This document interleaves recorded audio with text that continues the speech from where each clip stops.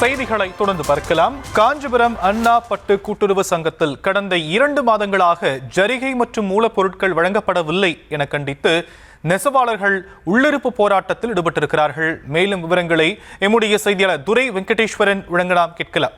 துரை வெங்கடேஸ்வரன், மேலும் விவரங்கள். வணக்கம்.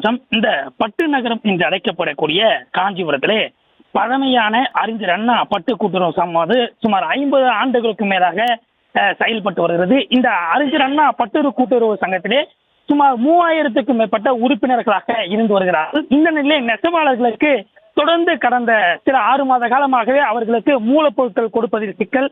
அதே போன்று தற்போது ஜரிகையானது தற்போது வரை 2 மாதத்துக்கு மேலாகியும் தற்போது வரை வழங்கப்படாமல் நெசவாளர்கள் அவருடைய வாழ்வாதாரம் பாதிக்கப்பட்டிருப்பதாக குற்றச்சாட்டானது எழுந்திருக்கிறது.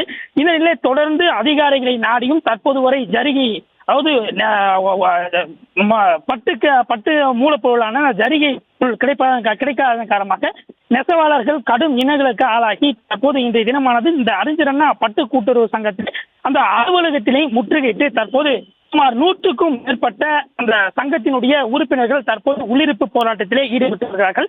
மேலும் தொடர்ந்து அவர்கள் தங்களுக்கு தேவையான நெசவு பொருட்கள் அந்த ஜரிகை தட்டுப்பாட்டின் காரணமாக தற்போது தொடர்ந்து தங்களுடைய வாழ்வாதாரம் முடங்கி போயுள்ளதாகவும் வேதனை தெரிவிக்கிறார்கள். தொடர்ந்து ஏற்கனவே பட்டு உற்பத்தி மூலப்பொருட்களான அந்த கோரா உள்ளிட்டவைகள் பிரச்சனை எழுந்து ஏற்கனவே இந்த போராட்டத்தில் ஈடுபட்ட நிலையிலே தொடர்ச்சியாக இந்த தினமானது உள்ளிருப்பு போராட்டத்தில் வருத்தியதால் தற்போது நெசவாளர்கள் உள்ளிருப்பு போராட்டத்தை தொடர்ந்து ஈடுபட்டு வருகிறார்கள்.